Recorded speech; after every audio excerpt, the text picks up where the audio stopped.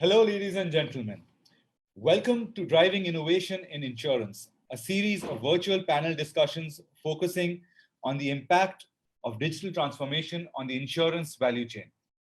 I am Rodra Bhattacharya from Hindustan Times, and we are here today on episode 2, Reimagining Customer Experience. Our discussion today will revolve mostly around how insurers are leveraging AI and machine learning driven decision making to improve customer engagement.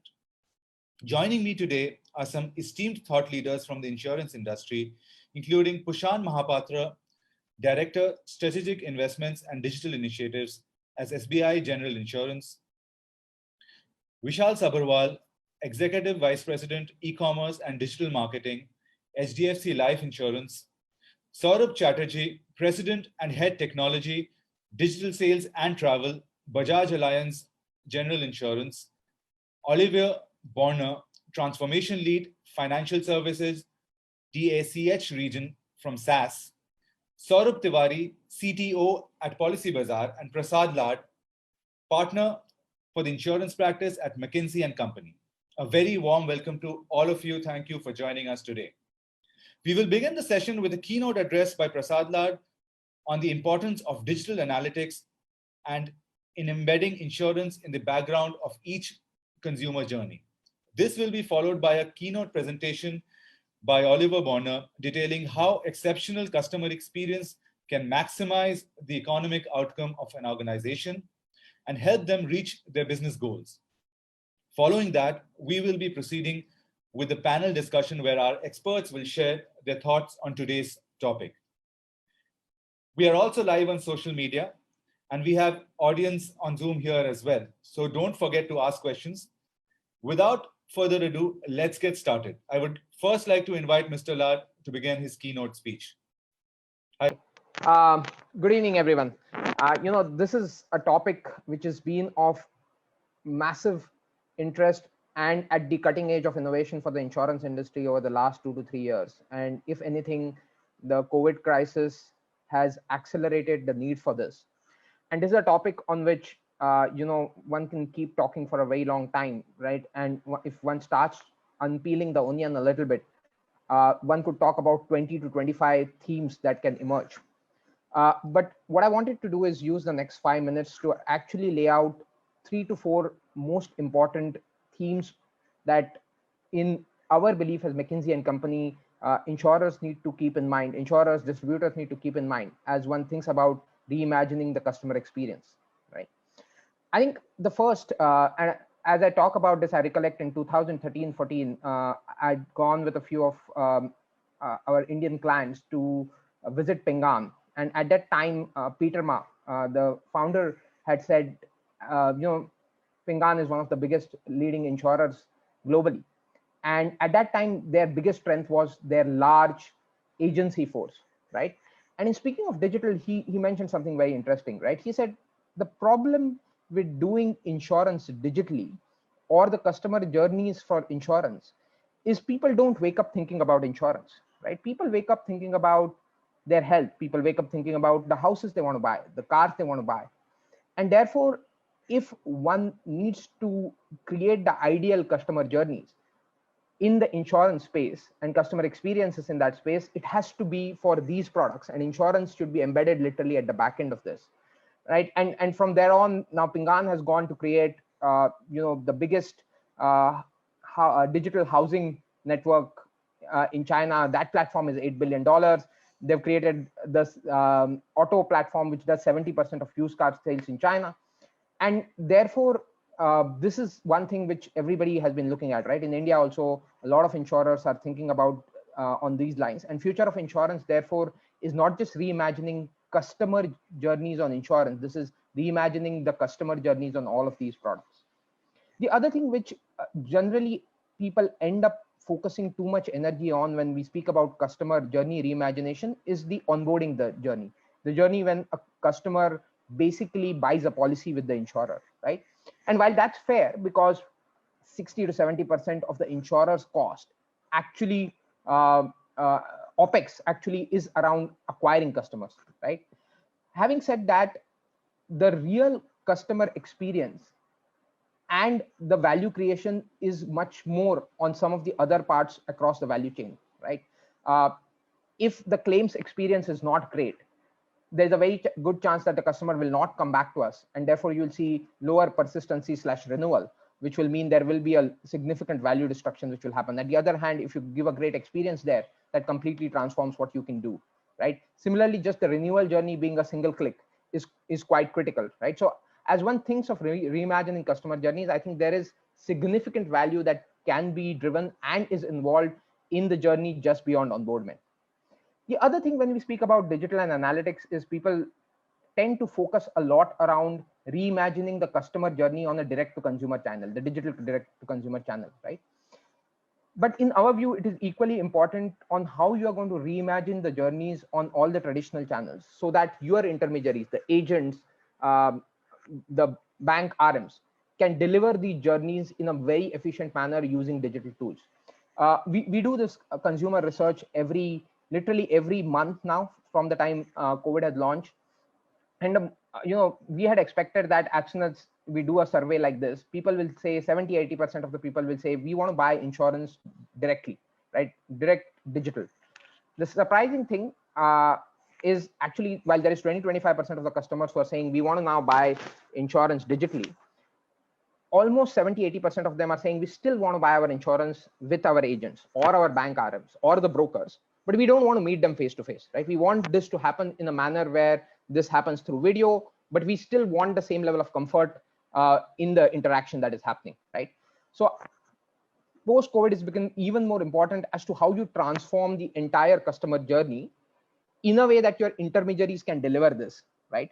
And the last thing, which is very important as we look at this, is as insurers think about reimagining journeys, this is not anymore about being the best in class in terms of what other insurers are doing or financial services companies are doing. Customers are experiencing some of the best experiences across platforms, right? So the customer journey and the experience has to be one which beats Amazon, Google at the play, right? And that requires a lot of advanced analytics as you kind of build these journeys.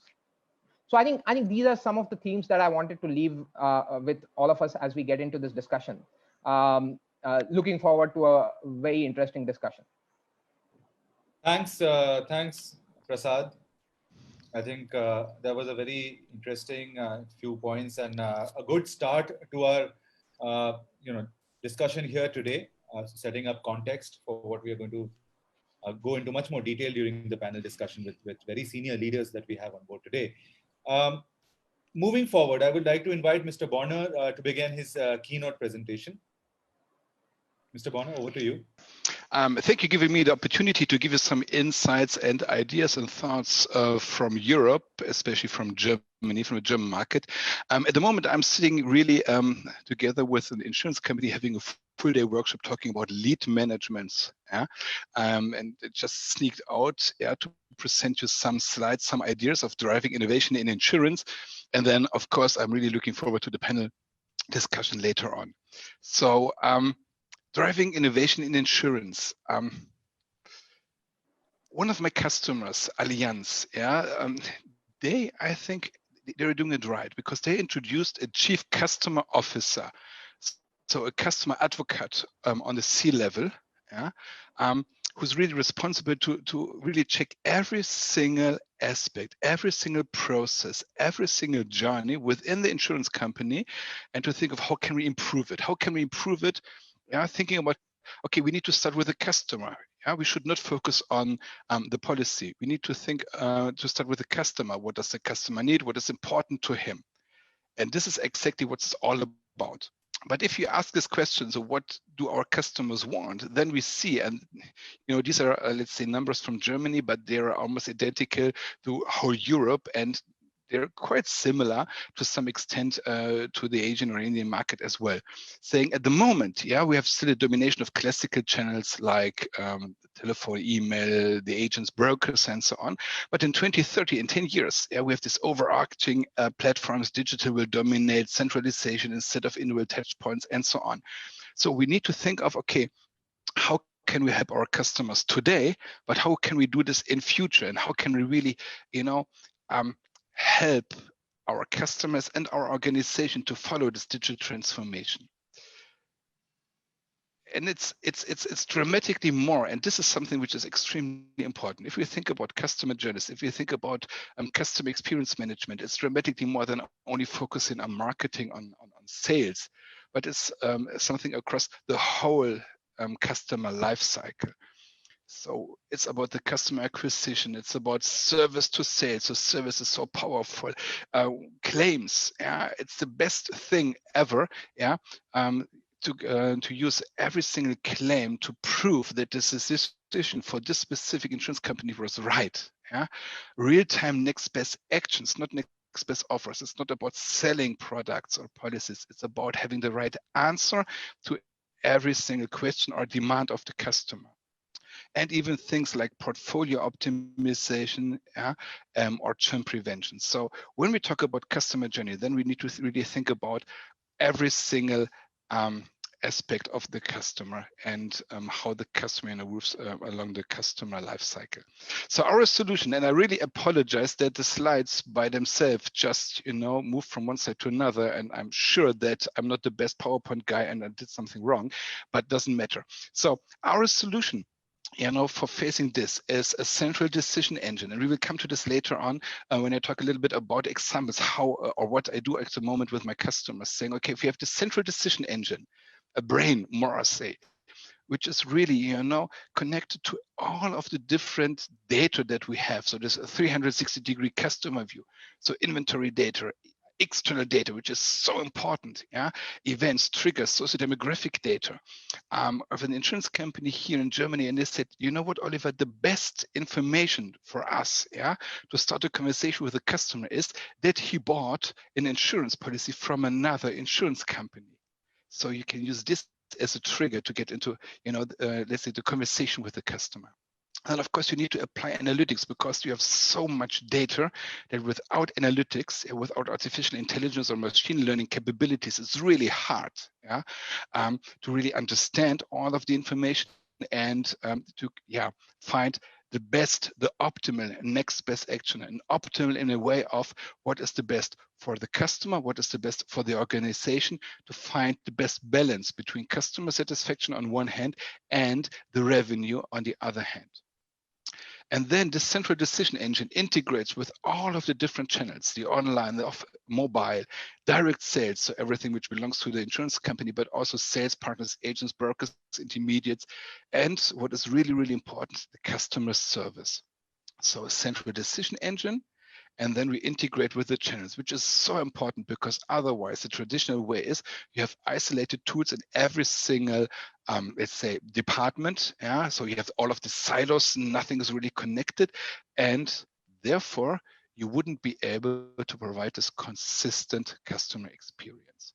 But this really sounds like theory, and let's dig a little bit into some of the things that I do at the moment with our customers. But just to setting the scene, so at the moment when we talk, every second insurance customer in Germany is really, well looked after because of our customer experience solutions by SaaS. So more than 52 million customers out of the 83 million people living in Germany. Which is really great. I'm really proud of this, and I work with almost all of these insurance companies together. But I really want to focus on three, which is R plus V. This is the insurance company that I'm at the moment sitting at, and Ergo, and Allianz for sure.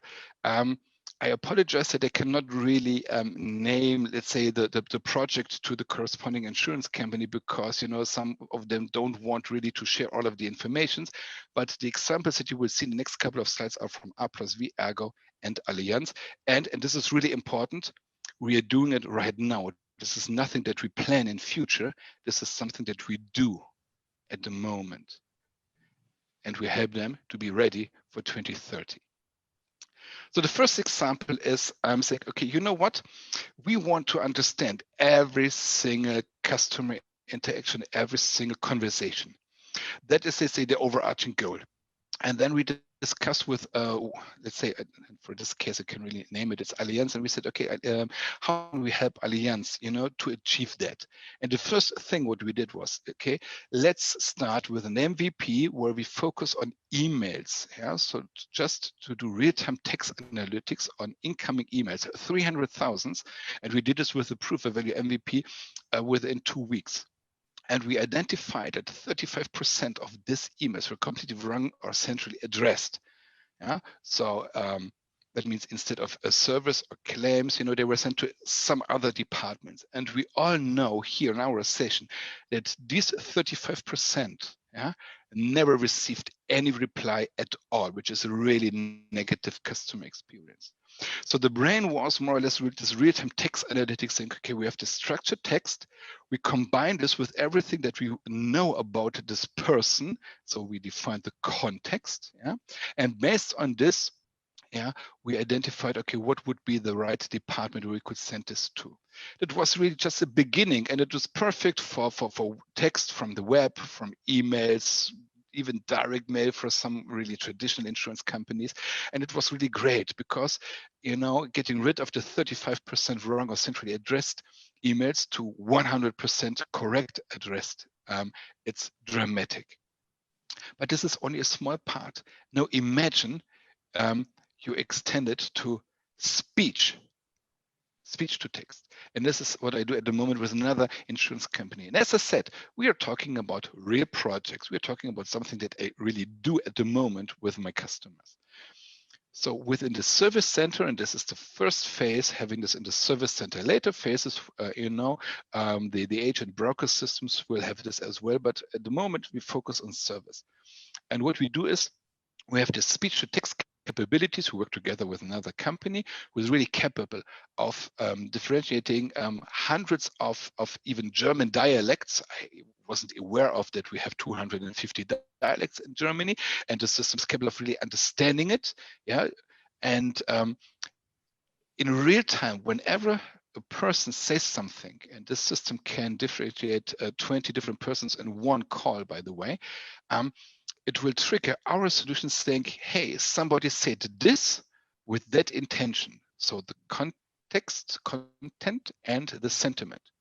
And then our central decision engine, so the brain, so to say, will reply saying, okay, maybe that should be the right next best action, next best answer to that. And you can use this. I mean, this is amazing. First of all, you reduce, the call times in the service center, which is great because it reduces the cost dramatically. Second, it will improve the quality of the calls because during the conversation, so when I mention something, there will be a window in the service center agent front end, always mentioning, okay, what are the documents that the customer is referring to? What are the answers to his questions? What should we do? And it could be, or it can be service related, which is great, but it can also be sales related. Yeah, I mean, a really simple and basic example would be that in the moment when I said to the agent, what, can we change the address because next week I'm on holiday and I will travel abroad. Then the system will automatically recognize this. And of course, it could then say the next best action is, let's talk about a travel insurance. Yeah, you could say, okay, normally this is something that the agent should do anyway, but believe me, 50, 60, 70% of the agents, especially in the service center, would never ever do this. But also, and this is an amazing source of information, and I introduced this with one of my customers with Ergo, and I said, what about next best question in BQ? Why should we not ask the customer for information? I'll give you an example. Moving houses, so change of address. This happens a lot. I mean, in Europe, over all countries in Europe, almost 10% of the people in Europe change their address per year. In Germany, it's 9%. So it's a huge amount.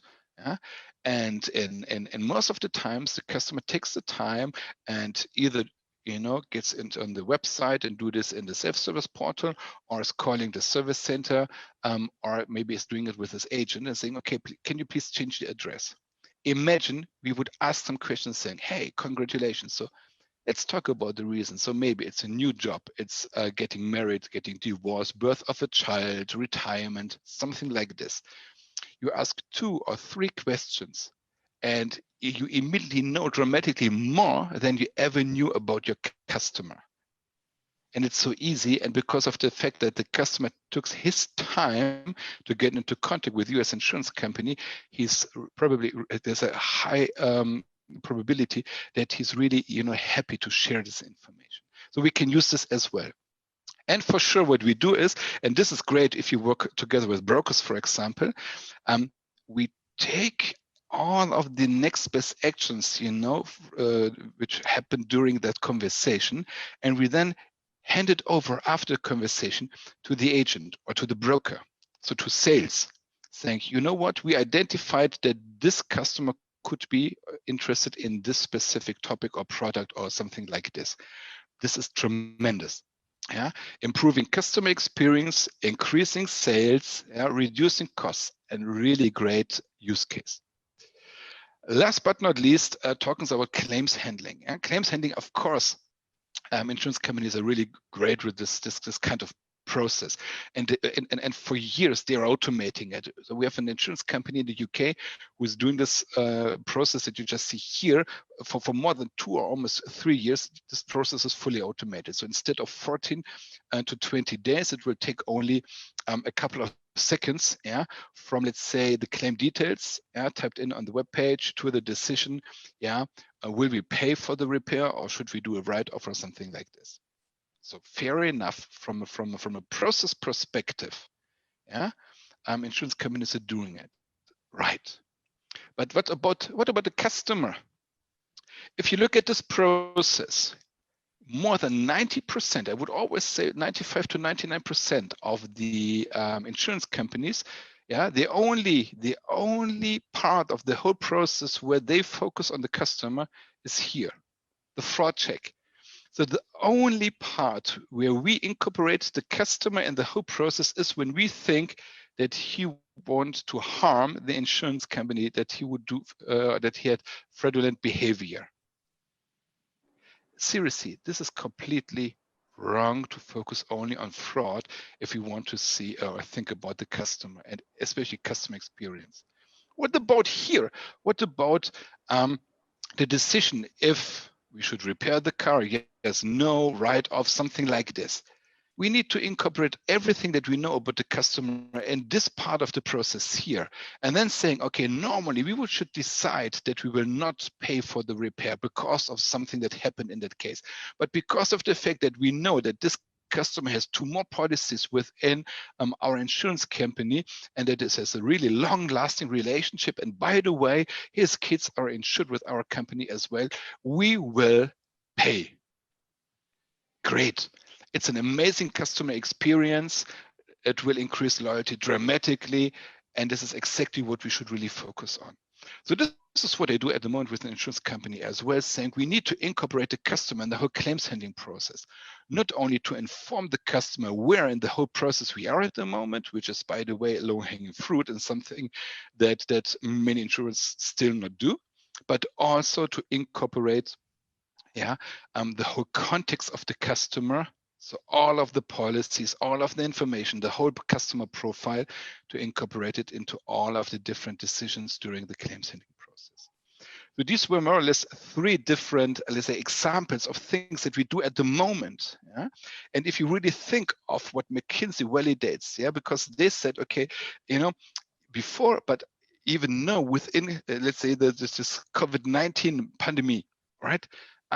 What is it that we can do as an insurance company?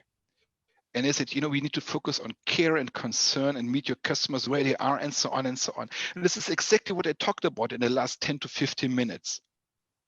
Focus on care. Listen to your customers, ask questions, think about next best actions, not offers. Meet your customers. When you have the central brain and you integrate with all of the channels, it doesn't matter if it will be a video chat or a chatbot or video telephony or the service center or the agent in person. It doesn't matter, because the system who provides the next best actions is exactly the same. Yeah, and this is how you should think, and this is what most of the insurance companies that I work for do at the moment. Yeah. So this was just an example, and it was just a brief overview of the possibilities and of the things that European insurance companies do at the moment, not what they want to do or what they plan to do, but what they really do. Thank you very much. Thank you for sharing your thoughts with us. I'm sure all of us have questions that we will ask towards the end. I already have one question from our audience, and we will take it up at the end of the panel discussion. Okay. Yeah. So, yeah, if you need to know, I mean, this is to our audience. If you need to know more on the topic, you can get in touch with Oliver by booking a one-on-one meeting or downloading resources available on our event page for the series that we are doing. The link to the page is available in the message box on the right of your screen. So we have a chat box that you can find. There's a button, I think, at the bottom, and you click on it, it opens up. My colleague is just going to put that link. You can click on that and connect with us if you are looking for a one-on-one session. It is now time for us to move on to the panel discussion. I would urge everyone in the audience to drop in their questions in the comments section. Actually, in the Q&A box, there's a Q&A button as well. You can share your questions there. We already have one or two questions from our audience, and we will take these up at the end of the panel discussion. Before we start, I have a quick poll for our participants, and this is open to our panelists as well. This is just to make things a little interesting. I'm just sharing the poll right now. Please. I'll open it up for about 30 seconds. Okay, ending the poll. So yeah, our question was, who is responsible for customer experience at your organization? This was a multiple, I mean, you could select more than one option because in some companies, customer experience may be looked after by more than one individual. But the overwhelming answer, 62% say COO, head of operations, followed by 32% for CMO. Interesting. Asking all our panelists to join in, we can start with the panel discussion. Thank you for joining in. So an interesting start to our webinar today. Prasad helped set up context, and then we had Oliver giving us a very interesting picture from what is happening in Europe. And I think, Oliver, what you mentioned was the numbers are pretty similar in India as well, as per your understanding, in terms of how distribution happens, the digitization state of the industry to some levels, right?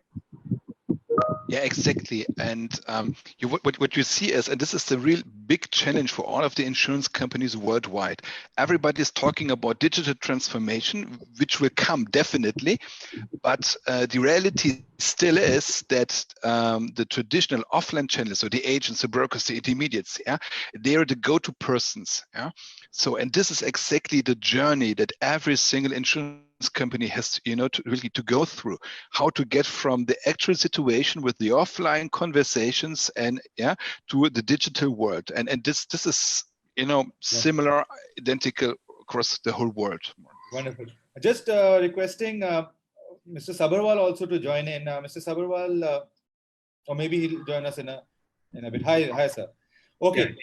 So my first question is for Mr. Saurabh Tiwari. We have two Saurabhs, so I have to be careful by using the first name. Yeah. The insurance industry has been perceived to be lagging behind when it comes to customer experience. What is your view, and what are the reasons for this perception? And I know some of our panelists here may not agree with the premise of the question, but yeah, I'm up to you. No, I think to some extent I would agree, because it's been like 12th year since we have been running Policybazaar.com. And I do remember the time when we started our journey way back in 2008. And it was a very tough thought around how to manage the customer and how to manage the customer expectations. And digital was just upcoming. And now you see the condition where all our customers have a very different expectation from the digital world. And the customer experience and expectations have gone multifold. What I believe that one of the reasons why the insurance industry could not move forward on the customer experience, because it has been largely driven through a push mechanism, where customers are given, the insurance was sold, not being bought, and largely because of the awareness. That's my reason. I think a lot of people are here from the insurance industry. They will have a different understanding over it, and getting them onto the pull to buy a product was largely where we got to build the awareness into the system. And secondly, what I feel that traditional methods of selling insurance and giving product to the consumers were on the rise. If you talk about, as I think Börner said, that the agency channel is a predominant channel for selling and giving insurance product to the consumers, people tend to overlook the digital side of the world. And what happened when we started building the entire digital part of the insurance industry, I think there's been a very decent uptake, and the current COVID situation has also pushed it further north, where people have started realizing that going directly to the customer through digital channel, even though if you're going through your traditional channel, has become a pretty decent norm now. And I think it is going to further uptake. Right. So push and pull and agent versus going through direct to customer, as well as awareness of insurance product, has largely not made a significant change in that industry. However, if you see on the other side, the banking has been adopting digital practices from long time, and they are way advanced. This is my feeling. And one more thing which I always felt, see, insurance is a very involved product. It is not like buying fridge or TV or anything. It's a product that you will be buying for your life. For example, for term life insurance, which you're buying, you're gonna buy it once, and you don't know whether you will get the money when you will not be in this world, right? So when you are buying such a serious product, you need a lot of assistance. You need a lot of support. And people have generally relied upon the human relationships, where agents and different channels, banking channels, used to give the awareness to the consumers to buy product. So a lot of broken pieces were in the entire journey, and that is the reason the entire digital uptake has been little slow. But now I believe it's the time. It's a high time when people are moving for no contact, no touch, and started having a lot of maturity for digital, where our network speeds have actually gone multifold. Our communication through phone has become cheap, and people have started reaching out through digital channel through phones as well. All these things are converging pretty well, and the kind of consumer base that we are seeing, they are pretty young, who are actually, they use phone day in day out. Keeping all these scenarios together, I do see the things are gonna only move north from here onwards. That's my view, and I know, I mean, we will have a better views from the people who have seen it in their times. I know. And it is interesting. I had a conversation earlier today with Mr. Chatterjee, and I know there will be I'm hoping there will be a contrarian view there. But Mr. Mahapatra, I first want to come to you from SBI General. From your perspective on this, do you agree with this statement when we say that the industry has been a little sort of behind the curve in digital sort of the uptake? Where do you stand on this? I would tend to agree with Saurabh on this point, that we have taken to digital not by our first immediate voluntary reaction. It's been more on the rebound. But having said that, the way we have really scaled up over the last few years is very interesting. Now, if we talk about one side as a pure B2C business, purely on the direct channels, on website, on mobile apps, integrating with digital partners, that's one part of the business. But you have got a very significant part of the business which is intermediated through agents, through brokers, through bancassurance partners. And that is where I think a lot of very interesting conversations are starting. Right. Today, if we look at some of the wonderful stuff, at least I can speak of one where even Prasad was involved with us, is around the building of this financial superstore on SBI's own digital application called YONO. Yeah. So if you see that, how different was the customer journey on that? I think it's been one of the most, means for us, it's been such a satisfying journey that customers are ready to accept digital even through intermediaries. If one, they get value. Second, it makes their life smooth and easy. And that's something that across all channels, that's been our philosophy. Take everything which is useless out of the process. Right, right. Concentrate on what is required to complete the work on hand and facilitate the customer to complete his work very smoothly.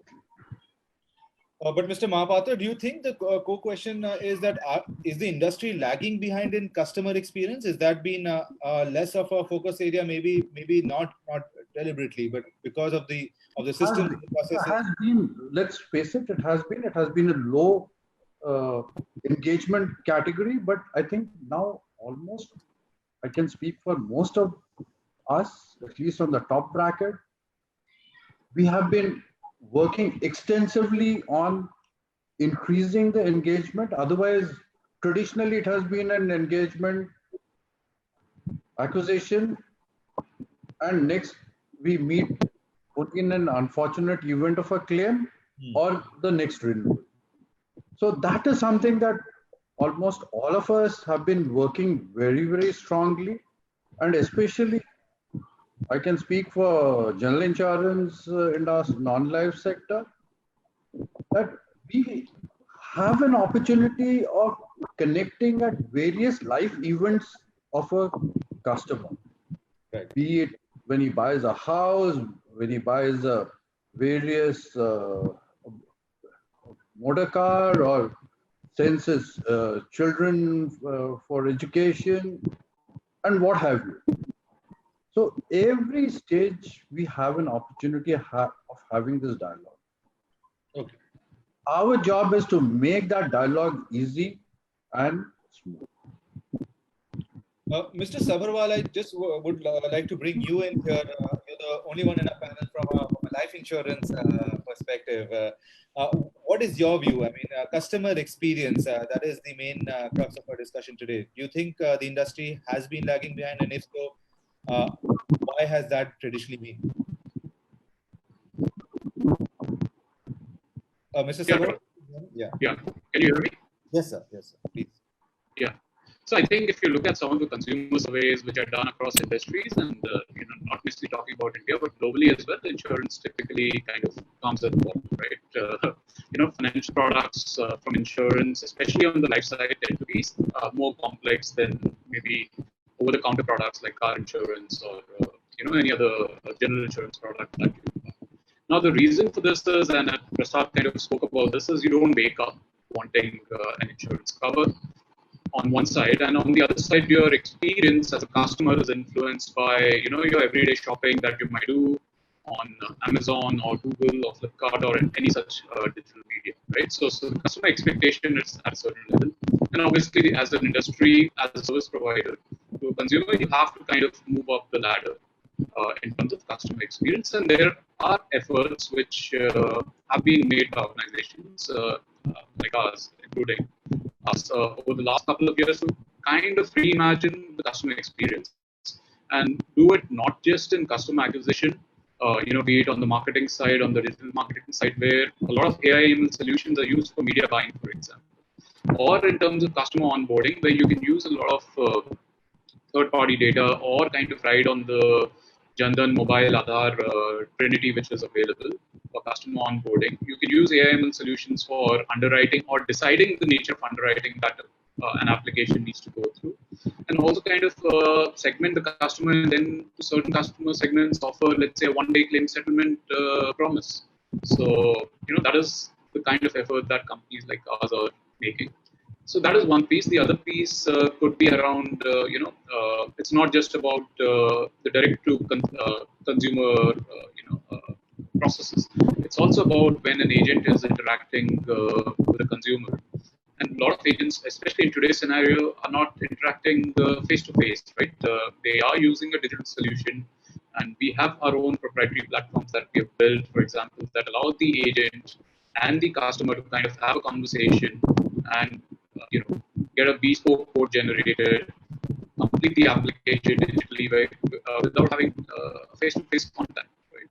Right. So, Mrs. Subharwal, I'm really sorry we are having some audio issues, but my follow-up question to you on this was, I mean, as a life insurer, is it traditionally more difficult than the general insurance players to build on customer sort of experience, considering that your touch points are much fewer, I would imagine, with a customer, and you really sort of interact at the claims period, not with the same customer actually, but with his next of kin. So, just to understand this a little better as a challenge for you.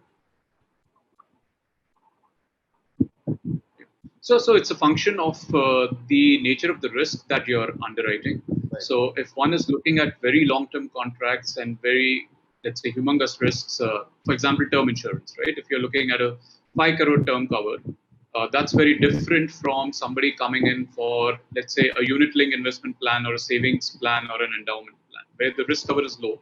A lot of the component is actually oriented around investments, and a lot of the decision-making is around your KYC with a sliver of underwriting on top. However, if it's a heavily underwritten product, then obviously, and a long-term contract, then you have to account for all the risks that you're taking on.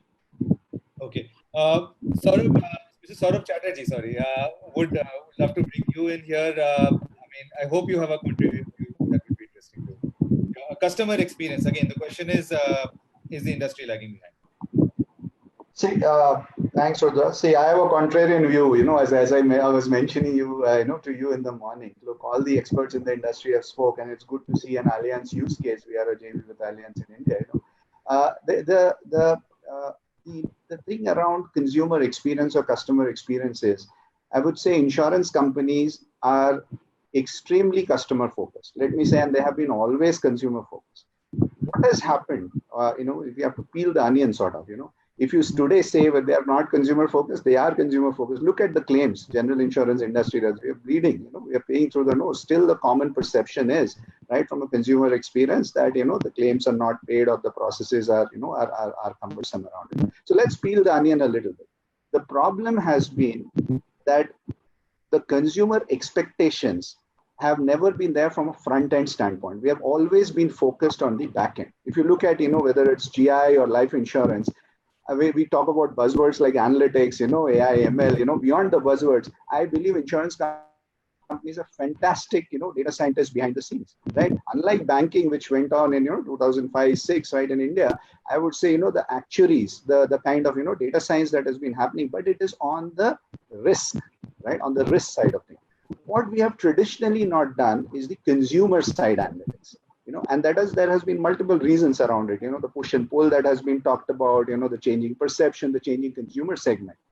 Look, at the end of it, what we believe is, and I'm sure, many would agree in it, consumer experience is all about trust and trustworthiness. And I define that as a formula. Let's go behind, the scenes a little bit. It is a combination of credibility that you have, the reliability that you have, and intimacy. If you sort of, add all of this, and I have not invented this definition, it's out there on Google, so I'm not building anything new, but I'll tell you what we have done. And it's inversely proportional to self-focus or self-orientation, which means more the brand or the insurance company is for the consumer, and it is taking steps towards that, the greater the trust.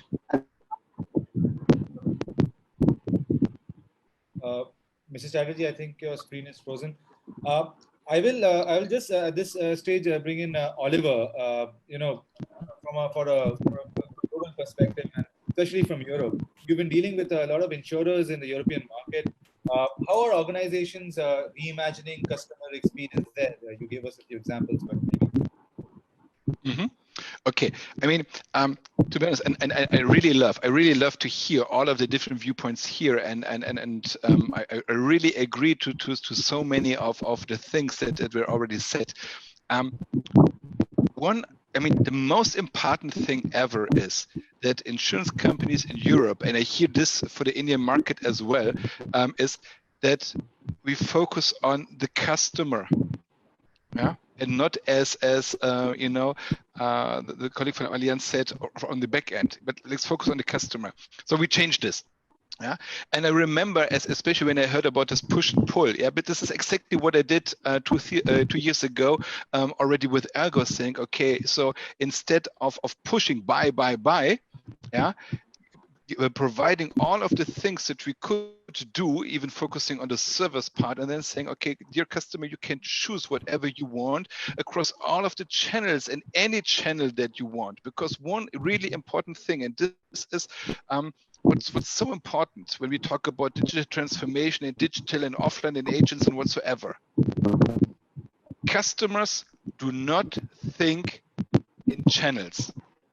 They just want to interact with an insurance company because of the situation. And that can be online, that can be offline, that can be any channel in any combination. And if I want to be successful as an insurance company, I need to provide all the service and everything across all channels.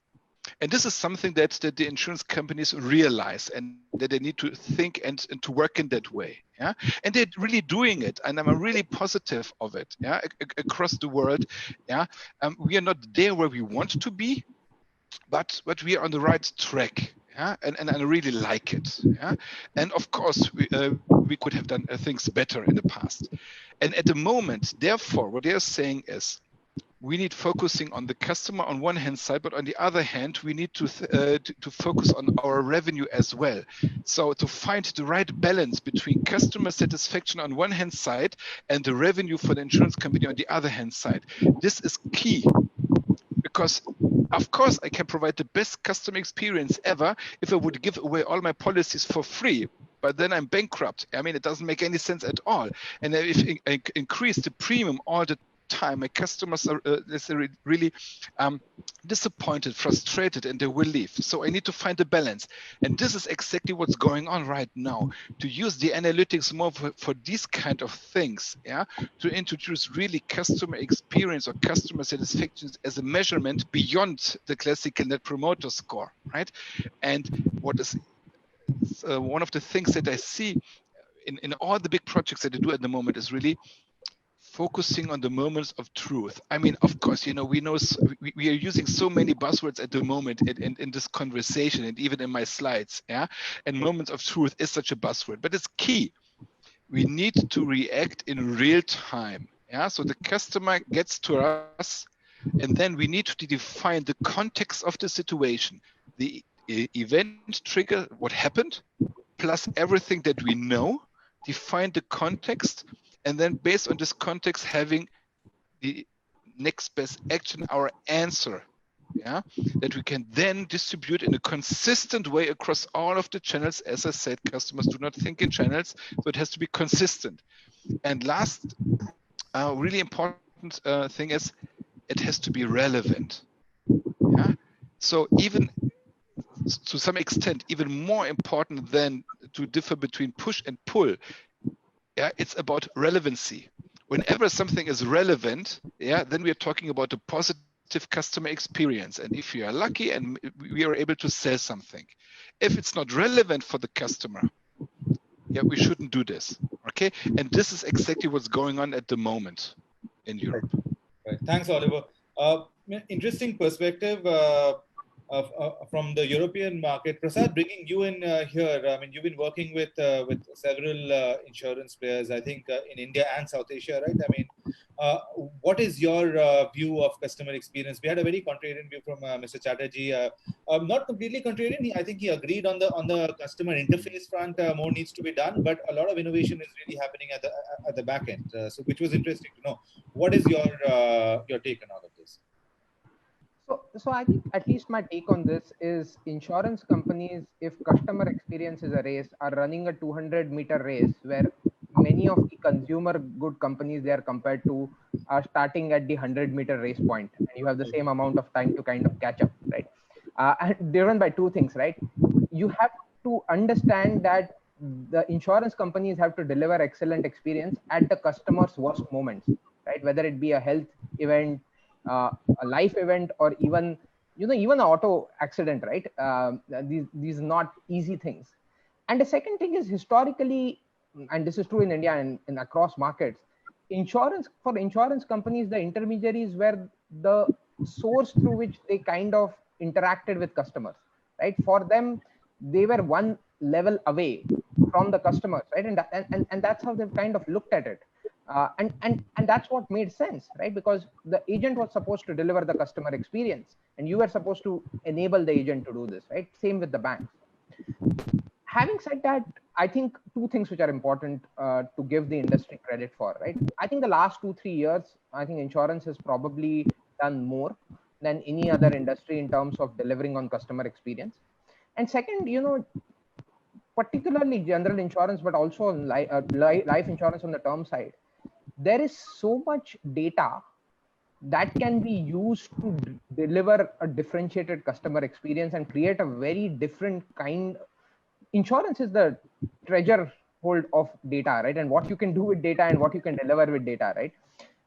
And as Mr. Chatterjee was saying, some of the skill sets they already have, right? They just need to reorient from just the risk underwriting to the overall experience in terms of doing it, right?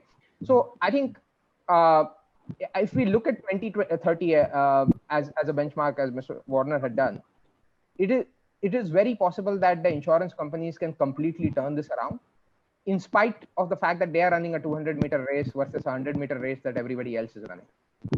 Right. I think the thing is really that there's not a lot of choice here. I mean, as was discussed before, what customers expect from their plans is gone significantly much higher than ever before, and this is true for every industry, even if you're, like you said, I mean, your position might be way back. So this is something that has to happen and is happening. My next question is for Saurabh Tiwari, but Policybazaar as a company has also sort of led that to some levels by making insurance much easier for people to consume online and understand and compare and do all of those things, because it's a difficult product at its core to sell, right? Saurabh, over to you. I mean, Saurabh Tiwari, sorry. Your organization has been at the forefront of digital customers. What, according to you, is the next horizon of customer experience? Insurers have, of course, come a long way in their digitalization journey. All of our leaders spoke about that. But what do you expect from the insurers today, and how do you see your role evolving in that mix going ahead? Correct. So first of all, I think our life is a lot simpler than what insurers have to go through. I'll be very honest, and they have tons of responsibility. They are the people who are going to take care of the end consumer experience at the end of the day. We are definitely at the front end. We are trying to bring the customer experience from a digital perspective, but the job of insurer is the most important. And what we believe as a company, Policybazaar, we want to collaborate with them. We want to work together with them. We want to build certain things which we are good in, and we want to complement and get those things from the insurer, where we can actually build the entire end-to-end customer experience. So that is the philosophy.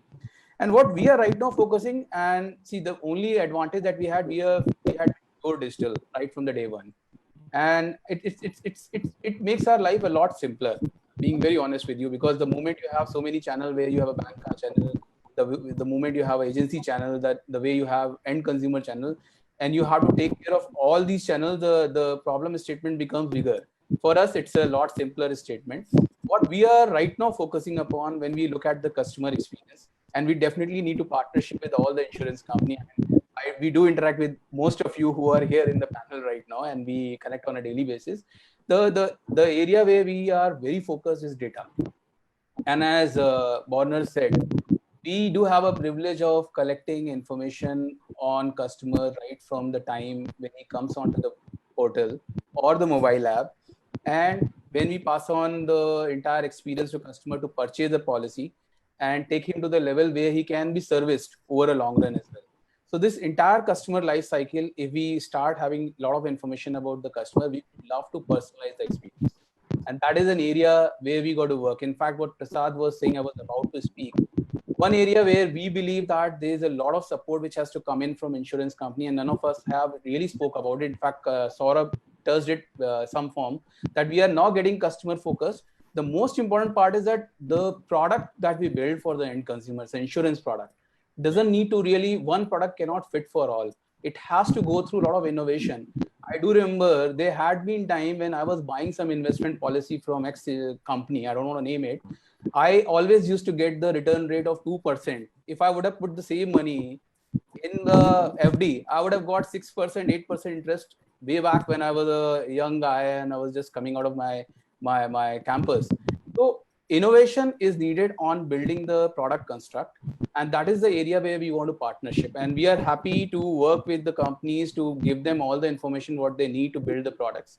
Though we have a lot of information around customer in our central repository, we are collecting data from multiple places, and we do want to basically run a lot of analysis on it. Larger part of our business is around voice, and because to build the entire journey around acquisition and service and sales, we have been interacting with the customer. So we have invested deeply on voice to text in-house. We are very in-house driven, Börner, and we always believe that if we really want to make something innovative, we have to have control over the entire technology piece. So that's an area where we're stitching.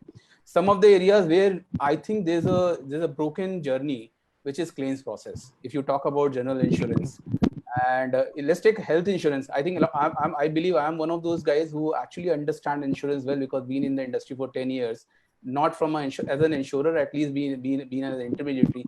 Still, I struggle to file my insurance claim, health insurance claim. I don't know where I should go.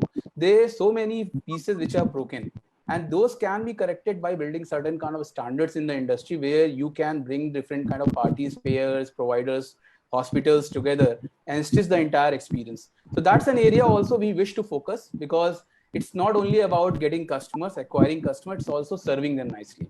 So that's two area largely we would continue to focus, and that's an area where we'll put a lot of effort.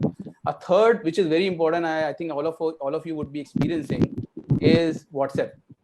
I promise the way Google changed the entire dynamics in the search portfolio, same way the WhatsApp is gonna bring in a different experience during the chat, and it's becoming a very strategic channel for us to work towards it, and that's an area we will continue to invest. So these are the three areas broadly. Very, very interesting. I think you mentioned some very interesting thing, and I could see a lot of our panelists also nodding at a few of those points. One clear takeaway is that you're clearly at a centerpiece to this whole industry, which you're collecting data across companies.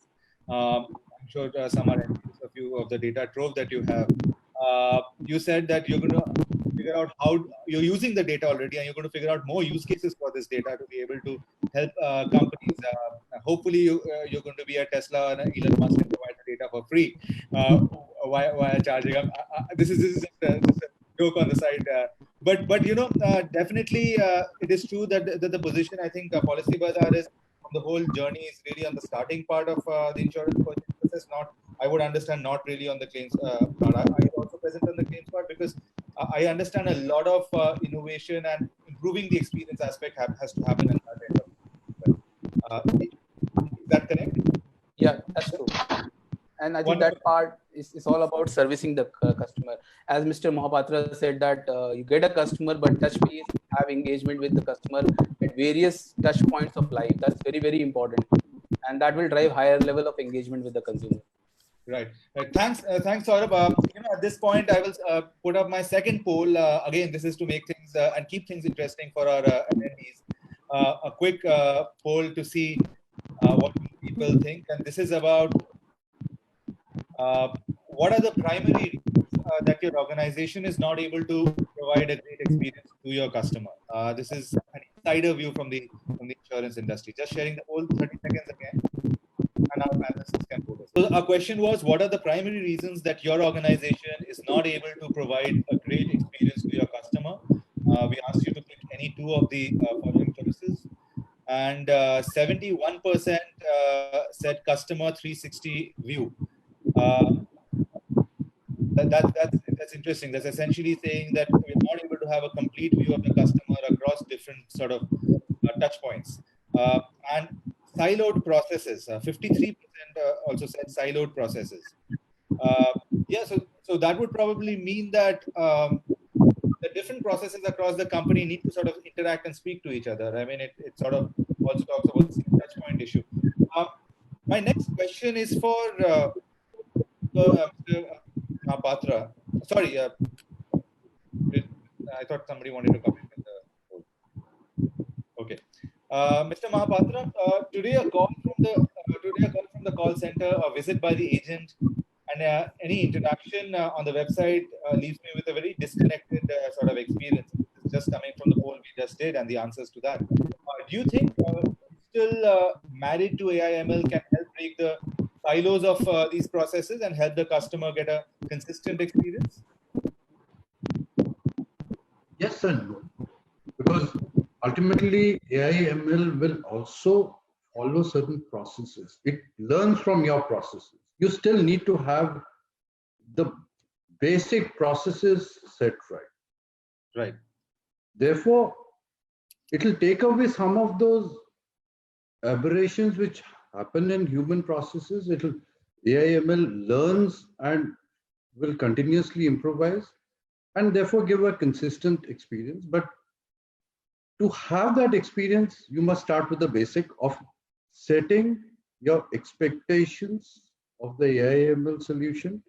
Because if you define your objectives and boundary conditions in a way that it is not really customer friendly, it will come up with a customer unfriendly process. So your boundary conditions and your assumptions still need to be correctly framed. And the other thing about AI/ML is it has to be constantly reviewed and challenged so that it doesn't, one hand, lead to wrong conclusions, and the other side, not develop biases, which it can very easily do. So that's something that will happen, and we are seeing a large transformation taking place in that area, be it right from the area of chatbots to in the entire customer servicing piece. I think that's going to be almost the norm in a couple of years' time with almost all companies, that chatbots would become a major customer servicing channel, like the call center or your direct branches or the website. Right. Mr. Subharwal, would you like to add to that? And the view here is a consistent experience for the customer across all your touch points that he has with the company. Yeah, so pretty much I think, putting together all the data, consumer data, which is available, in some sort of what is architecturally called a data lake, or to have a customer-centric review, I think that's very, very crucial for any AI/ML tool to work, right? I think that's the basic, and for any decision-making tool, so to speak. So I think that's one area that a lot of effort that many organizations are doing, and some at the start of the journey, maybe some completed that journey. So that's piece number one, and then everything that builds on top of that, whether it be a chatbot, whether it be a customer responsive bot via WhatsApp, for example, in our case, about more than a dozen queries can be answered regarding your policies in a WhatsApp chatbot. Or we have something called as Insta, which our agents use. So if they have any policy query, they don't have to kind of get in touch with their supervisor. They can get that answer from a bot. So just putting the data together, and a lot of it is unstructured data. That is what makes it very, very difficult. And then there is data from the acquisition side, be it the trends that you see on the website, or on Google search, or any other media which is out there. Right? Just putting all this together, then you may have credit bureau data where you have scores, etc. From consumers, your own historical data. Just putting this all together and then using this data to improve customer centricity is actually kind of pivotal to this, to be customer centric. Right. Mr. Chatterjee, I think, so I have a question for you, and this is a sort of a different take to the capturing the data sort of question, right? I mean, today every organization is adapting to and adopting digital to engage with customers, but what do you think are the ways in which organizations can build digital trust with their consumers while ensuring customer privacy is not threatened? I mean, this is one of the biggest looming questions today, right? Data protection, privacy of customer data. How do you view this? Look, from a customer privacy standpoint, I believe it is very simple. Again, if you look at the framework, right, behind the whole GDPR and the Indian interpretation of, the data privacy, It is finally around what's in it for me from a consumer standpoint, right? The personalization that we talk about, or n equal to 1, right? As long as we can deliver that, as an organization at each and every part of the value chain, at each and part of the journey, with a clear consent and unconsent, right? That's at the heart of it, right? Then the privacy piece is taken care of. See, many organizations today are struggling at the first part. What's in it for me at each part of the value chain. Just to give you an example, right? The bot, which is a norm now, as Mr. Mahapatra had said, as Vishal talked about. We saw 30 million footprints, right, from our bot, the AI-enabled bot that we had put together during just COVID times. We saw our self-service, went up around 70-80%. And I'm not saying that we take the credit, right? It was, the time was such, and the tool was available, and right at that point when the need was there, the adoption increased. Right. So I'm not saying we take credit, the CIOs take credits, or the CEO take credits, or, or the organization takes credit for thinking about it early and being available. Now, along the way, if I can have, as Börner was talking about, the next best, question, again, keeping in mind what's in it for me, I would say the entire privacy angle, or, or the whole consumer, or data or consent takes a completely new form or shape, right? So I think that question has to be asked in terms of what's in it for me. I'll give you another example. We created something called a motor on the spot, wherein even if you you don't have to submit the claim, you can actually take pictures of the car, the accident, submit it, auto approvals up to 20,000 rupees. Now, in this entire process, you would be surprised as when we saw the trust, right, beyond the fraud angle as an insurer, where we took it, back to the retail consumer and said, we trust you, right, to be able to give us the right set of pictures. Of course, as a techie, I will do all my checks and balances at the back end in terms of, our lat long and everything else, right? But when the machine algorithm runs, before that, I'm able to automatically approve this claim for you, and you can use wherever you want to go and, repair your car. Just that fact of instant approval, right? And after that, asking 2 more questions, right? Was this experience not just helpful, but can you give us, 1 or 2 pieces of information, right? Which helps us improve the experience from next time. I think that's where the entire paradigm is shifting. I'm not saying, we are experts at it. It's a journey. We are also learning, and there's a lot to do. But I think that paradigm shift more when you make, I think the Indian consumer is, I believe, is ready for that shift, is already ready for that shift. And the e-com, the payment platforms have shown that, right? But it is on us, incumbent on us, to ask that question and take it to the next level.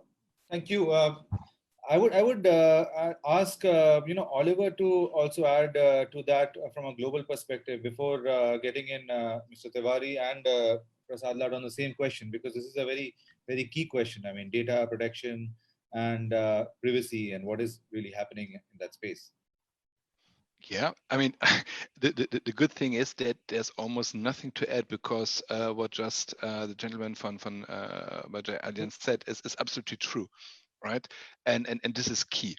Whenever you can explain to a customer, why you want this information and what's in it for the customer, and the customer can decide to provide this information, yes or no, then he will provide the information in most of the cases.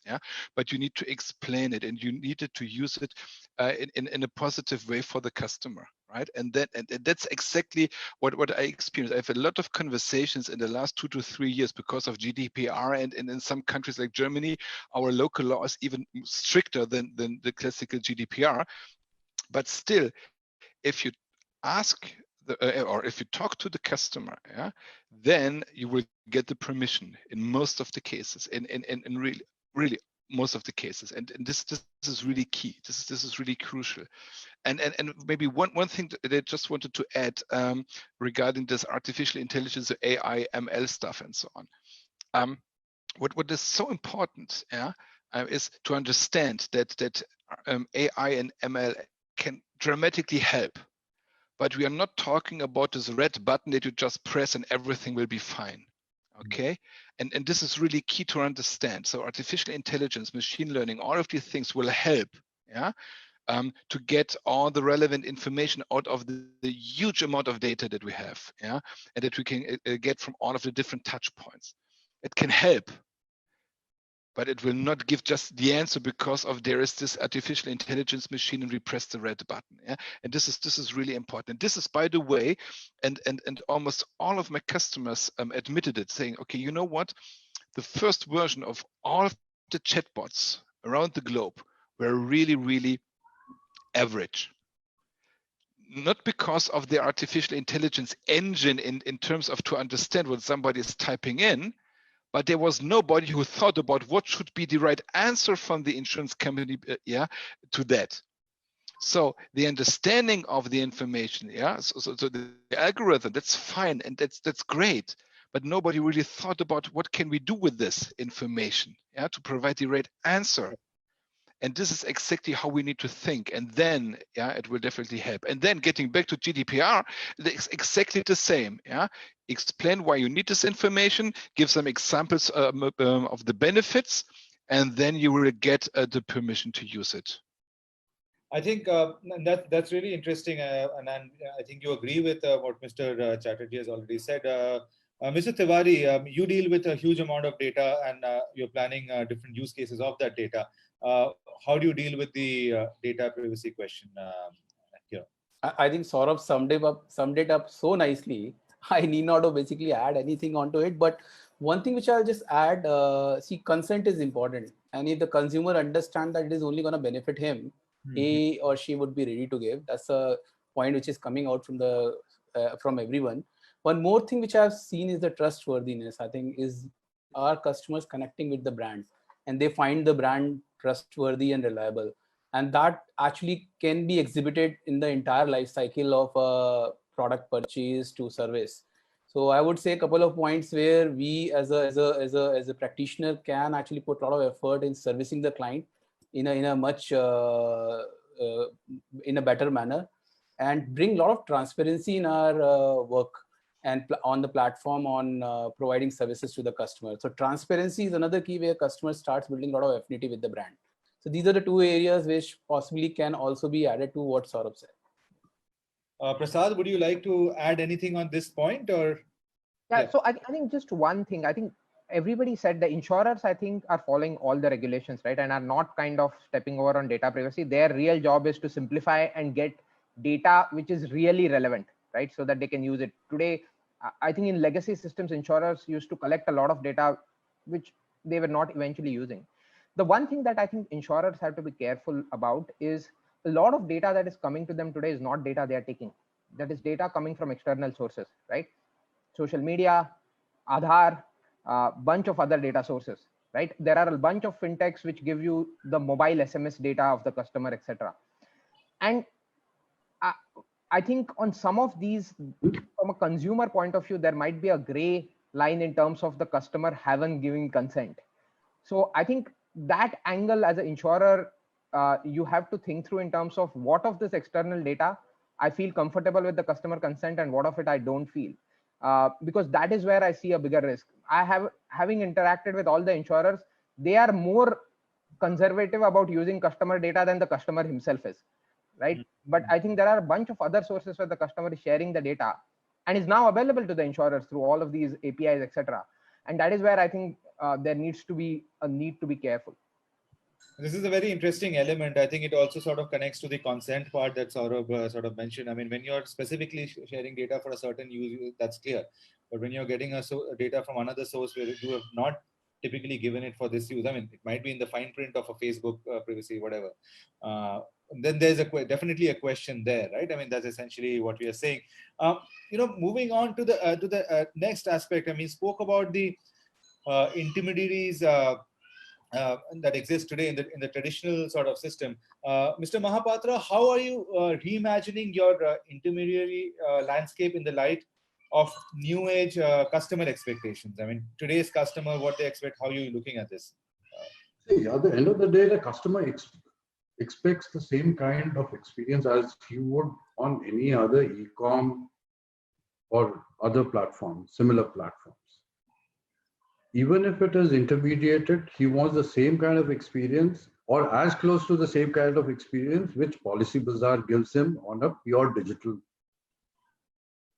So the entire work, I think, is to enable all the intermediaries, be it the agents, brokers, or the bank assurance partners, or even other upcoming channels, to go fully digital, to give the customer a totally seamless journey, whether it's in buying, and equally important is to have these seamless journeys for all services. Because apart from claims, there's a lot of other services which the customer may require, right? From change of an address to change of contact numbers to change in sum insured and what have you. Mm-hmm. So even these journeys need to be fully digitized and make him get in charge, that he is able to complete the entire transaction on a platform seamlessly. And that is what, and the same thing with the intermediaries also, that they should be able to not only initiate a service request, but also complete service requests. Then on the claim side, of course, a lot of work has been done on the back end, especially in motor, health, and in small value property claims. These also need to be stitched in seamlessly onto the various platforms. And that is what we are enabling our intermediaries to seamlessly work on these platforms, so that they are able to conclude all the businesses on the platform without physically interacting, which begins with prospecting from the customers to delivering the policy documents, service request documents, and other things, checking up on all the notification of claims, follow up on the claims, submission of documents, everything. Right. So that is what we are enabling our intermediaries with. It's a journey which has been, of course, to an extent also speeded up by the pandemic. But even before that, I think most of us had started that journey, but now it has become all the more fast-paced of late. Right. So this is interesting. Instead of a shift in terms of your distribution, you are saying the traditional distribution model is being digitized. They're being enabled to deliver. See, there are two things in that. One is, of course, the move towards a direct, which is there, but you also have a very strong intermediated business, and you do need these intermediaries if we are going to attack the basic problem of penetration. Today, all said and done, at the end of the day, penetration is abysmally low. Can I create more producers, more intermediaries in the smallest of villages, talukas in the country where we are able to pick this up? And that can be done only digitally. Physical process for that just will not work. Got it, sir. Mr. Subharwal, would you like to add to what Mr. Mahapatra has just said about the intermediaries and how that is being sort of reimagined today? Yeah. So obviously, I think first of all, I think it's very important to understand that the customer is now at the center. So to that extent, I think we have inverted the pyramid, right, which was a very distribution-centric, let's say, category, is now becoming customer-centric at a very rapid pace, be it on the product side, be it on the technology side. However, as Mr. Mahapatra said, intermediaries are important, and not just for penetration, but also for customer advice, because some of the products are complex, and not everything can be bought directly either from a comparison platform or from the website. So you have to look at the right set of technology and advice vis-a-vis a particular channel. So how you tackle or enable your proprietary agency channel is going to be very different from how you operate in an open architecture kind of platform like a bank assurance or a broking channel. right? Because the customer need there is different. The customer need there is of assistance. It could be assistance in terms of form filling. But what you can do, you can definitely advise the agent on what is the product which is suitable for this customer. In case the customer has a query, the agent, for some reason doesn't know the answer, he can quickly kind of leverage technology to get an answer to that solution. On the price comparison websites like Policybazaar, for example, right, where customers are comparing products either on price or on claim settlement ratio, and it's a digital native customer and a younger customer. The kind of experience and the integrations that you need to build are very, very different. They are both probably around efficiency and faster throughput, and because the advisory is taken care of, by the aggregator.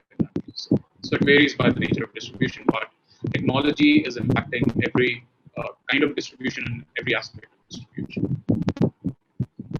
Thank you, Mr. Subharwal. Before I move to my last question, I have one last poll for us, just to sort of, spice things up. I'm just putting it up on the screen. This is about digital transformation, and the question is pretty simple. So, digital transformation for you is. So, our question was digital transformation for you is ... There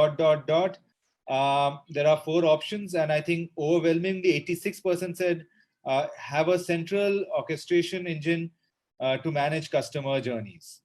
So this is interesting, and this is, I think, what we are already speaking about, a central point where all the sort of data across different touch points are collected, and it sort of brings about a consistency in the experience as well. Okay, so moving to our last question, and this is to Mr. Chatterjee. In our last episode, actuaries. So we did our first episode of the series with actuaries, right? And they saw insurers playing a role of proactive risk managers rather than merely providing compensation for loss. I mean, what are some of these initiatives that insurers are taking to embed this aspect into the customer experience, and what are their expectations from technology? No, a very pertinent question, so there are things where I take a contrarian view. This is one thing, I completely agree, right? The risk managers and the portfolio view of not just an individual customer, but also about the business is very important. You're not underwriting one risk at a time now. You are underwriting either the individual, you are underwriting the business, you are underwriting, more moving from an asset-based, more into the customer, individual as a customer or the entity. And I think that is happening on a very active basis now.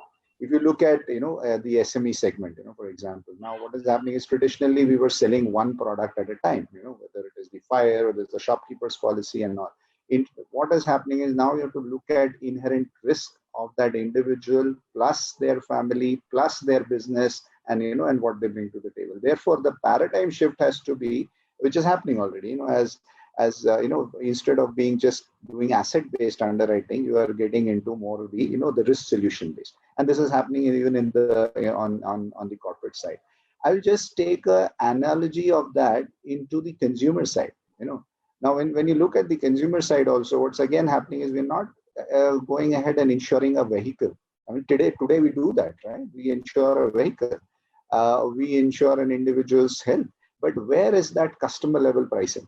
It's easier said than done, but the CLTV model is coming. I mean, there are various things, whether there are direct data, whether there is, as Prasad was talking about, there's a lot of surrogate data which is out there, the proxy data which is out there. Of course, you have to take it, you have to, the entire privacy and the aspect of trust around it is still a question. But I believe that some of these aspects are coming and coming very fast. The entire portfolio approach is, is catching up. What we are doing is we're looking at it from, rather than waiting for that risk, to come and take it one at a time, we are looking at what are the segments. And I don't mean by that just the consumer segment in the traditional banking way, right? In terms of mass or affluent or, those sort of definitions.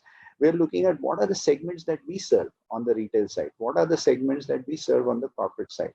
How can we move to be risk managers for those individuals or entities or businesses, going forward? And that includes everything, even on the large risk policies, are we just merely providing an engineering, the policy, or are we actually providing something of value where the entire prevention comes in? where the entire consulting element comes in. So this is happening across the board. And I think tremendous effort and investment is being done by all insurance companies, because value is the value driven sales is now the norm. And I think you will see a lot of innovation from the insurance industry in the next few years to come. This is very interesting. I mean, in terms of motor insurance, do you invest behind making a better driver, or for health insurance, do you incentivize people to take care of their health and thereby, become a better customer for you? These are all very pertinent discussions. Mr. Mahapatra, would you have a view to add on this aspect? Yeah. See, this was something which the industry used to do quite some time back. If you remember, there used to be something called as the Loss Prevention Association, but somehow that has got disbanded. But again, recently, even the industry and the regulators are coming together to work on it, because many of those initiatives used to get into making our world safer, be it on building codes, be it on finding blind spots on highways and giving decisions, recommendations as to how to improve those things. That's a big thing which is coming up now. Like what Sourabh spoke about SME and corporate, and particularly this is more so with SMEs, because corporates, especially the larger corporates, have a very strong risk management teams with them. But with SMEs, I think there is a lot of, I would say, knowledge transfer that we as insurers can help them with. Especially when we do underwriting, we use our risk engineers to assess the risk. There'll be a lot of findings. Can we proactively help the insured to improve the quality of risks? And what we are seeing, especially in SME segment, is that improvement of risk takes very little investment. It is just to point out those small things which will improve the quality of risk. Say in a small manufacturing unit, just putting up 4 additional fire extinguishers may be the answer, and it does not take much. But in most cases, the owners of these SMEs are oblivious to the fact that those 4 fire extinguishers will improve the quality of risk, and thereby in the long run actually get them lower premiums. Right, sir. So this loss prevention and risk manager's role is becoming very important, considering the fact that we sit on a lot of data, and we see loss data, we see premium data, we see third-party data. We are able to give a lot of advice to customers, and that's what I think would be our duty in most cases. Thank you. Thank you, Mr. Mahapatra. That was my last question, and I'm just going to take, so we are already running very short on time. So I'm just going to take 2 questions from our audience. We have about 18 questions. Some of these are observations as well. But one sort of one question that I've sort of noticed coming 2-3 times is, how are we educating our customers to get acquainted to digital channels and facilitating online sales? Because I think this is an important question from a company point of view. I'm sure we are investing quite a bit to train our channels, our partners, etc. But how are we educating our customers and which will ultimately facilitate online sales? How are we doing that? Mr. Mahapatra, if you'd like to take that, and then. See, it's a continuous process of educating our customers, both directly as well as through the intermediaries if they are there. In very small things also we start doing it, apart from the normal engagement which we have through our digital channels in terms of any communication being sent. Right. That is where you can start building that. When you have a call for renewal, You can build up that, why don't you visit our website, use this and renew your policy.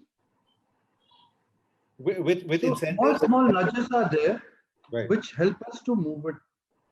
I think, in Rodra, if I may add to what Mr. Mahapatra said, service to sales, right, is one very good area, and the nudges have to become smarter, because with all the whatever we do on the back end, right, at the right time, at the right moment, if we give that registers.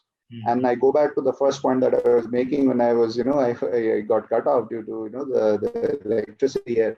It was also around self-focus, right? The more you provide value, right, the greater the trust. And when you say something, right, as an insurer or a brand, I think the adoption goes higher. So I think these three, a combination, I'm just repeating what Mr. Mahapatra said, but these are the three ways. Sorry, very interesting. Mr. Subharwal or Mr. Tiwari, would you like to add to that? I'm sure from educating the customer point of view, it is significant, especially Mr. Tiwari, you're considering your business completely online. But Mr. Subharwal, you first, please. Yeah, Rodra, is that for me? I'll probably answer that. Yes, sir. Yeah, so I think the customer has to see value in the transaction, right? Whether it is giving additional information, he or she has to get something in return. So, for example, if they give you a PAN number, you can tell them that your KYC will get done automatically, for example. Or if you download this app, you don't have to visit a branch. You can do it 24/7. So there are ways of educating the customers. One is obviously the communication. One is also when you visit the channels, you can educate the customer about reducing the load on your physical channels, right? Because customers who are digitally enabled and who have moved up their digital maturity curve can definitely do a lot of transactions, financial transactions online. Thank you. Thank you. Mr. Tiwari, would you like to add, considering you're a completely online business, educating the customer has to be a very significant part of your focus? I think most of the points have been spoken, and I think the point that is very relevant is that the sale, so that your customer comes back, the affinity towards your brand will only increase when you can build the trust. Right. I think for that, you have to constantly, it's not at one point you have to build the awareness. It's every touch point where you are connecting with the customer, you have to build awareness towards what the customer is buying. Whenever the customer has bought the policy, how he's going to basically get the service. If at all he's buying a term life insurance, if he's not available, when he's not present, how is next person in the family is going to avail the claims. So those discussions have to be constantly happening at each and every touch point. That's what I would say. Thanks. Thank you. Thank you, Saurabh. So, sorry. Can I just add one thing? Yes, Mr. Ali. Steve Jobs from Apple said it already 23 years ago in 1997.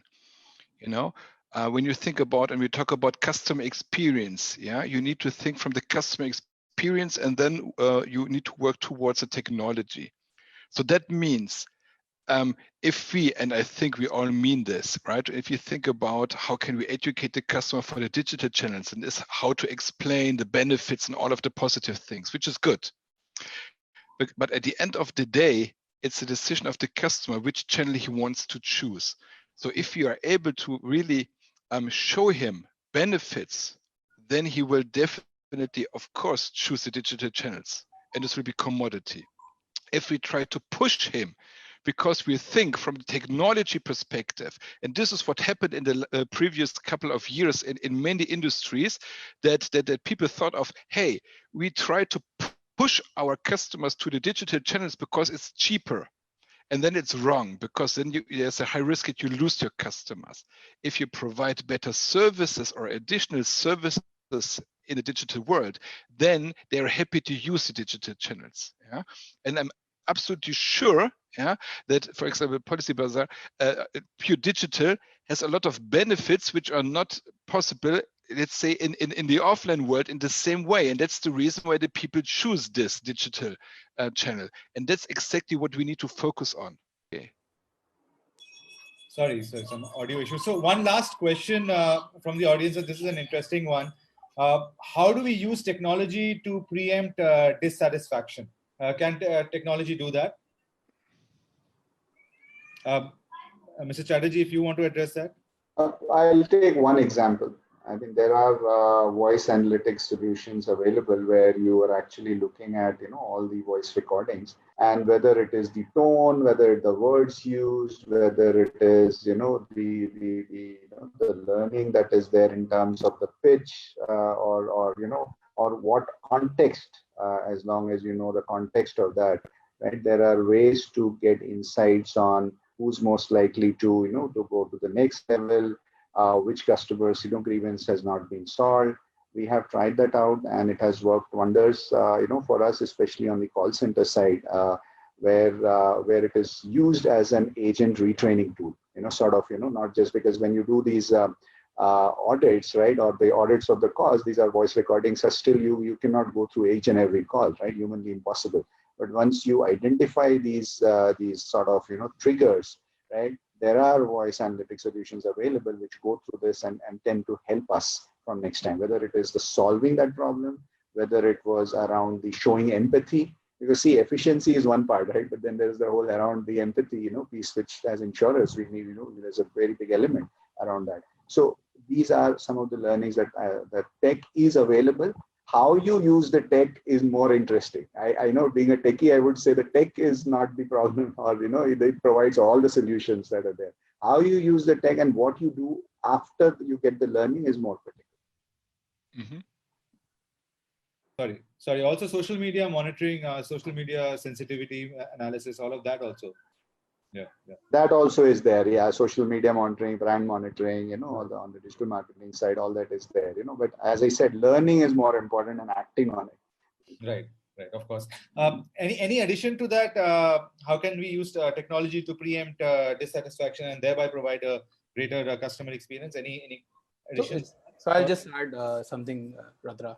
It's a very normal thing which you all see in any kind of product that you buy on retail. But if we can start giving very decent projection on how much time a person is going to take to get a policy issued based on certain data pattern, that would be a huge benefit for the consumer. Because right now we really struggle. Some cases may actually go on a mode where we tend to become a lot reactive than being proactive. It's a normal thing which technology, very simple technology, can solve. But I think all the ecosystem players have to come together to solve this, and this will bring up a lot of satisfaction in people. Got it. Thank you. Thanks, Sourabh, for that note. I'm just going to sum up our discussion for a few seconds, and then we will call it a close. One of the first points that was raised was, of course, that the pandemic has led to the higher uptake and a more rapid uptake for digital, but convergence of phones, digital technology, clearly the fact that bandwidth has become more easily available, smartphones are there in the hands of many more people, is really helping. This is for the digital uptake. Also, the consumer base is getting younger. Earlier, insurance was pushed, but now I think there's definitely a need case that is coming up, and brands are doing a lot to sort of increase the penetration. Brands have scaled rapidly on the digital front. So while this was clear that customer expectations have gone up significantly, but efforts have been increased as well. Mr. Chatterjee had an interesting point that a lot of the innovation work has been happening at the risk side, at the back end, and more work needs to happen on the interface with the customer, all the touch points that the brands have with the customer. Mr. Oliver had a point to make about, it's great to look at great customer experience. There are a lot of things you can do, but you can, of course, have to balance with the revenue. Many insurance companies in India have very strained balance sheets. And so it's very important to know how much you can spend on delivering a better customer experience, and definitely data and analytics can help us make smarter decisions there. Prasad mentioned this point as well about how, and in his experience with working with several companies, including SBI General, about how companies have been using data more efficiently. And this is something Mr. Tiwari also mentioned, that as a company, Policybazaar has been collecting data across many different verticals, many different brands. And now the idea is, how do we use this data going ahead in newer ways? to help both the brands as well as deliver a better experience for consumers. Finally, there was a major stress on a personalized experience because this is something which is going to be significant in terms of what a customer expects going forward. We cannot have a policy which is a one size fits all. This is something I understand most brands are already working on. From a Policybazaar point of view, a lot of innovation is happening around areas such as, not only using data, but voice to text, using WhatsApp as a method of engagement. On data privacy, we spoke about how consumers are comfortable sharing data as long as they know that they have a significant benefit out of it, and they're well explained why and how this data will be used. There is definitely a question mark on using data from other sources where you have not necessarily taken consent. But insurance companies driven by very, very stringent regulations, I understand, will be using this a lot more carefully. Lastly, on intermediaries, the view is that while the direct channels for insurance companies is going to rise, definitely the current agents and the traditional channels have to be digitally enabled. A lot of work is happening in this area, especially driven by the pandemic, which has created a new sort of impetus there. Thank you for joining us. This brings us to the end of our discussion. I want to especially thank our guest speakers for taking the time out to share their valuable insights with us. A big shout out to SAS for partnering with us for this series. This is the second episode of Driving Innovation in Insurance. We will be back with a third very soon.